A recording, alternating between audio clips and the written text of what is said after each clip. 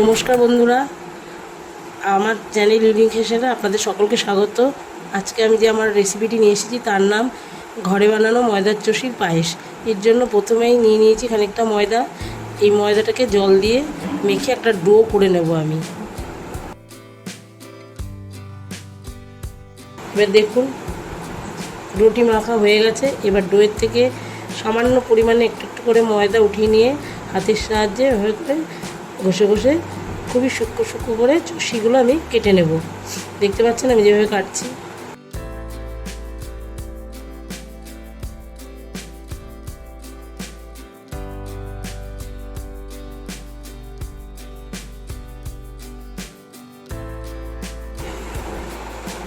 এইবার দেখুন চষিগুলো কাটা হয়ে গেছে।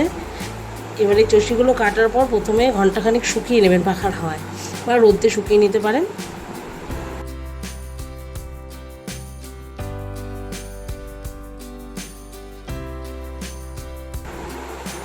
এবার এই পায়েস বানাতে যা যা লাগবে, প্রথমে নিয়ে নিয়েছি 500 গ্রাম দুধ, ওই ময়দার চষি হাতে বানানো, ঘি, আমুল দুধ, চিনি, কাজু বাদাম, কিশমিশ।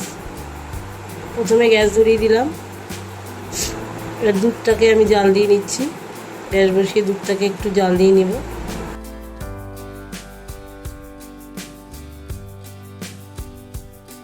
গ্যাসটা ধরিয়ে ওতে আমি কড়াইতে ঘি দিয়ে 2 চামচ মতন ঘি দিয়ে দেব।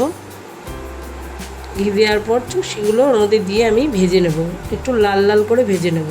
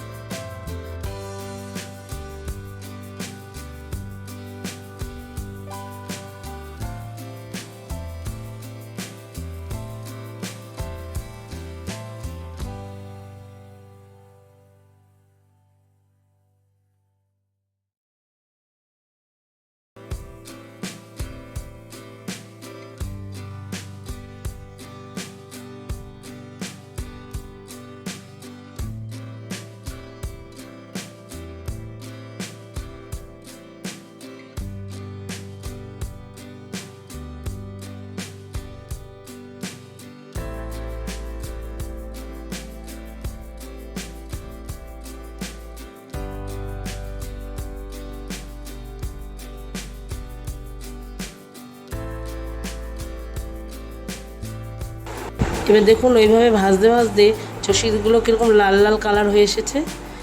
এবারে লাল লাল কালার হয়ে গেলে পাশের গ্যাসটাতে যে আমি দুধ গরম করছি, সেই গরম ফুটন্ত দুধটা ওই চষিটার মধ্যে আমি ঢেলে দেবো।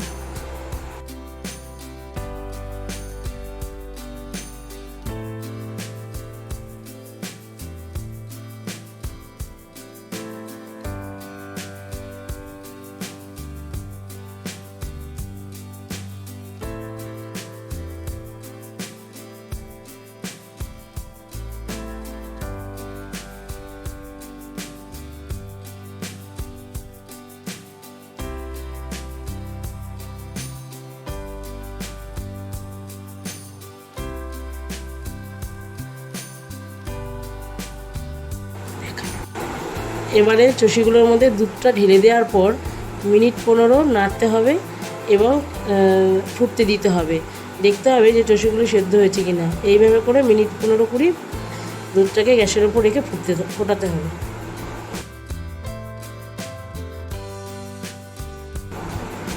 এবার দেখুন ফুটতে ফুটতে দুধটা শুকিয়ে গেছে এবং চষিগুলো সেদ্ধ হয়ে গেছে।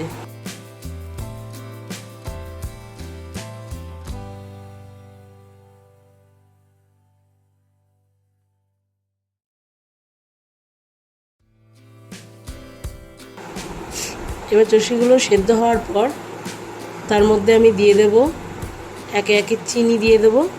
এবারে এর মধ্যে আমি চিনিগুলোকে ঢেলে দেব।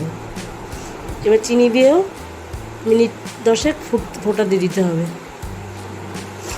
এবারে আগে থাকতে বাটিতে একটু গরম জল করে নিচ্ছি, ওর মধ্যে আমল দুধটা দিয়ে গুলে নেব। দুধে যেন কোনো আমুল দুধের দানা দানা না হয়ে থাকে, দুধটা যেন খুব ভালোভাবে গোলা যায়।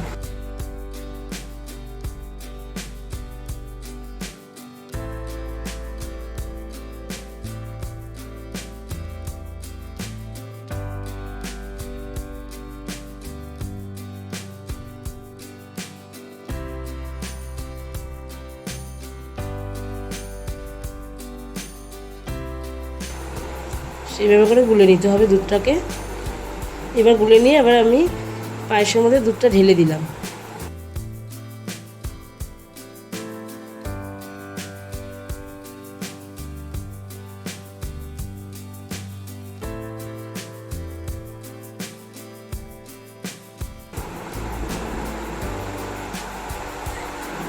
পায়েসের মধ্যে আমি কাজু কিশমিশ দিয়ে দেবো।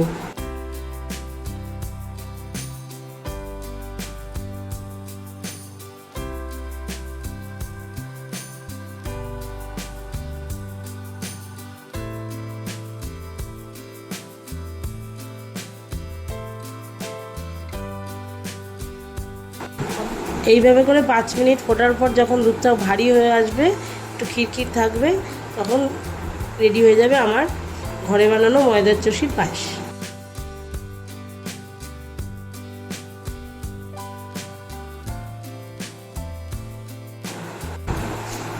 এরকম আরও অন্যান্য রেসিপি পেতে আমার চ্যানেলটিকে আপনারা অবশ্যই সাবস্ক্রাইব করবেন। আর আমার এই রেসিপিটি যদি আপনাদের ভালো লেগে থাকে তাহলে আমার ভিডিওটিকে অবশ্যই আপনারা লাইক করবেন এবং এটাকে শেয়ার করে দেবেন।